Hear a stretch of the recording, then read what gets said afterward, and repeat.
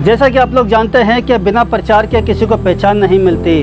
तो अगर आप लोग अपनी पहचान बनाना चाहते हैं तो मेरे चैनल पर विज्ञापन दीजिए अपने प्रोडक्ट का, अपने संस्था का, अपने पार्टी का या एनुअल फंक्शन, फैशन शो, किसी भी तरह का अगर आप विज्ञापन देना चाहते हैं, ज्वेलरी का, तो मेरे चैनल पर आप विज्ञापन दे सकते हैं। कृष्णाय वासुदेवाय हरिये परमात्मने प्रणतः क्लेशनाशाय गोविन्दाय नमो नमः। गोविन्दाय नमो नमः। नमस्कार, मैं अजहर और आप देख रहे हैं जनाधिकार न्यूज। वेस्टर्न के इस ज़माने में भजन भी काफ़ी पॉपुलर होते हैं। इसी का उदाहरण है एक भजन जो कि है मेरे सामने मुझसे दिल लगाया। तो हम दिखाते हैं कि ये भजन जिसने बनाया है उन्होंने इस भजन को कैसे बनाया और इतना पॉपुलर क्यों हो रहा है। तो हम बात करते हैं पूजा माथुर जी से। सबसे पहले तो हमारे चैनल में आपका स्वागत है। थैंक यू मोहम्मद अजरुद्दीन जी, आपने इस लायक समझा कि आप आए स्पेशली यहाँ पर हमारा इंटरव्यू करने, तो बहुत बहुत आपको धन्यवाद। आपका ये जो भजन है ये आपने इसको कैसे तैयार किया और इसको तैयार करने की प्रेरणा कहाँ से आई, क्योंकि आज का जो दौर है वो वेस्टर्न का है और आप इस भजन लाइन में आई हैं। सबसे पहले प्रेरणा मुझे मेरे कान्हा ने दी है, लड्डू गोपाल ने, जिनकी मैं अनन्य भक्त हूँ।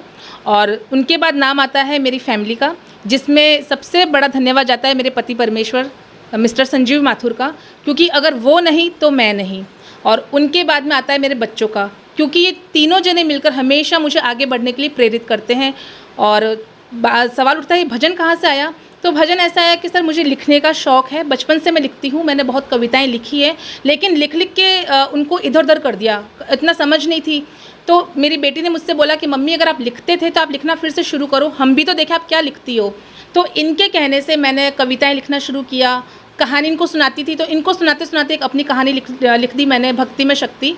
और इसके बाद मैंने कविताएं लिखी। फिर मैंने एक दिन मेरे मन में ऐसी भाव आया कान्हा जी की वजह से कि बहुत कविताएं हो गई, अब मुझे भजन लिखना है मेरे लड्डू गोपाल के लिए। तो मैंने मेरी बिटिया से बोला कि बेटा मुझे भजन लिखना है, क्या मैं लिख सकती हूँ? इसने बोला हाँ मम्मी आप सब कर सकते हो, आप लिखो और मुझे बता देना। ये कहकर के ये इसका हटना हुआ और पता नहीं क्या मेरे मन में भाव आए और मैंने फटाफट से उसको ऐसे रफली कहीं लिख दिया। और वो लिख दिया विदिन 5 मिनट्स में, ना कोई दिमाग लगाया ना कुछ सोचा, बस मन में भाव, और वो शब्द बन गए। और आज वही शब्द गौरव जी के स्वरों में आपके सामने हैं। तो गौरव जी 4 लाइन ज़रा सुनाएंगे भजन के आप? जी ज़रूर सुनाएंगे। पूरा भजन गाया मैंने, तो 4 लाइन ज़रूर मैं यहाँ पे आपको सुनाना चाहूँगा उसकी। मेरे सामने मुझसे जब से दिल लगाया, मेरे सामने मुझसे जब से दिल लगाया, अब नहीं किसी की ज़रूरत, अब नहीं किसी की ज़रूरत, सर पे तेरा साया।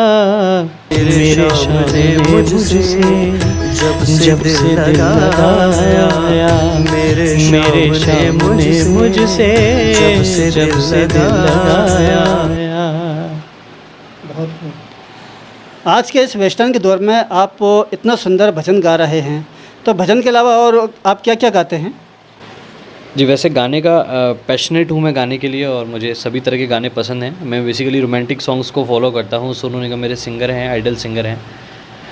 पर भजन भी मैं बचपन से जिस माहौल में बड़ा हुआ, वहाँ क्लासिकल, भजन, गज़ल, हमने सभी तरह की चीज़ों को सुना और हमेशा अपनी सिंगिंग में मैंने वर्सेटिलिटी का यूज़ किया है। तो इसलिए भजन गाना मेरे लिए कोई बहुत बड़ी बात भी नहीं है और बहुत नई बात भी नहीं है। मैं भजन के लिए बहुत कंफर्टेबल हूँ। सबसे पहले बताएं इसका म्यूज़िक किसने दिया? म्यूज़िक दिया है पवन कौशिक जी ने, जो मेरे बहुत अच्छे मित्र हैं और ये संगीत सिखाते भी हैं, एक अच्छे गायक भी हैं खुद, और काफ़ी इन्होंने इस भजन को तराशा है और अपनी बहुत मेहनत से इन्होंने वो धुन जो बनाई है, बहुत ही सुंदर धुन है। ओवर टू यू पवन जी। पवन जी से आप एक बार।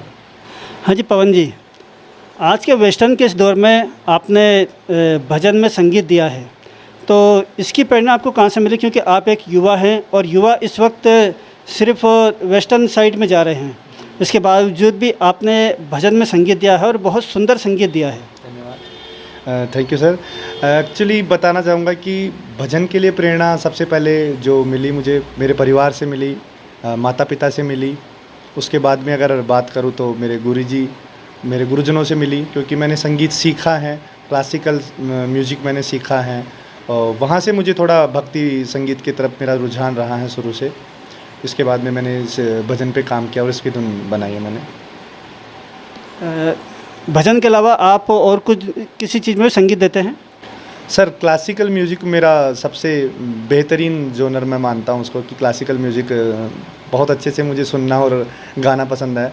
इसके अलावा अगर मैं बात करूँ तो बॉलीवुड म्यूज़िक अगर बात करें तो किशोर दा मेरे आइडल हैं, किशोर कुमार। उनको मैं सुनता आया हूँ, उनको गाता आया हूँ और वैसा मैं बनना चाहता हूँ। आपने इसमें कान्हा का रोल किया है और काफ़ी अच्छी एक्टिंग भी की है आपने, तो इस एक्टिंग की प्रेरणा आपको कहाँ से मिली? क्योंकि आपकी उम्र अभी बहुत कम है। एक्चुअली ये तो मुझे पता नहीं था, पर ये तो कान्हा जी का चमत्कार है। और तो मुझे पता भी नहीं था कि मम्मा ना एक भजन बना सकती है, और तो फिर पता नहीं था मैं इस भजन के अंदर एक्ट भी करूँगा। आपका नाम बताएं। सुचित माथुर। आपने भी इसमें रोल किया है, तो अपने रोल के बारे में बताएं कि आपने क्या रोल किया है? बेसिकली मैंने जो रोल करा है वो कुछ इस तरीके का है कि जो भक्त होते हैं वो किस भाव से मंदिर में जाते हैं, तो हमें एक भक्त बन के उस चीज़ को दर्शाने की कोशिश करी है। एंड इस भजन वीडियो में मैंने सबका मेकअप भी करा है। पूजा जी, जैसा कि इन्होंने अभी बताया कि लगभग 12 भजन और आप रिलीज़ करेंगे, तो पूरी एक तरह से वेब सीरीज़ हो गई। तो इनको किस तरह से आप कंपोज करेंगे और कहाँ कहाँ इसका शूट होगा? बिल्कुल, पवन जी ने बिल्कुल सही जानकारी दी आपको कि पाइपलाइन में अभी और भी प्रोजेक्ट है। इवन हम भजन ही नहीं, हम लोग विवाह संगीत के लिए जो गीत गाए जाते हैं, बन्ना बन्नी, विदाई सॉन्ग, सग्गा सग्गी के लिए जो सॉन्ग्स होते हैं, बहुत ही उनकी लिरिक्स आपको बहुत पसंद आएगी। और बिल्कुल हमारी टीम इतनी शानदार है, बहुत बेहतरीन काम करेंगे। और इसके लिए मैं आपको एक चीज़ और कहना चाहूँगी कि जनता से मेरी रिक्वेस्ट है कि प्लीज़ हमारे साथ जुड़े रहिए, क्योंकि हम ऐसे ही आपको एंटरटेन करते रहेंगे और बहुत नए नए हम और भी इनोवेटिव चीज़ें आपके सामने लाते रहेंगे। टीचर डे है और सुना है कि आप एक टीचर हैं, तो बच्चों को कुछ संदेश देना चाहेंगी? बिल्कुल, मैं बच्चों को संदेश देना चाहूँगी। सबसे पहले मेरी तरफ से सभी को टीचर्स डे की हार्दिक शुभकामनाएं। और बच्चों को संदेश यही है कि अपने बड़ों का कहना माने। आपके टीचर आपके गुरु है, वो आपके लिए कोई एम्प्लॉय नहीं है। सबसे पहले बच्चों की मानसिकता को बदलना होगा। बच्चों को टीचर क्या होता है, गुरु, सबसे गहरा और बहुत बड़ा शब्द, 2 शब्दों का मतलब महत्व उनको पता होना चाहिए कि गुरु क्या है। आजकल के बच्चे जो टीचर्स होते हैं उनका रिस्पेक्ट करना नहीं जानते। मैं जनरली सबकी नहीं, कुछ की बात कर रही हूँ। और बहुत से टीचर्स ऐसे भी हैं कि जो सही प्रतिक्रिया अपने बच्चों को नहीं दे पाते। अगर वो बच्चा स्लो है तो उसे कहते हैं आप स्लो हो, आप डफर हो। तो टीचर्स से मेरी रिक्वेस्ट है कि इस तरह के नेगेटिव वर्ड्स का यूज़ ना करें, क्योंकि बच्चा कभी भी स्लो नहीं होता, ना वो डफर होता है।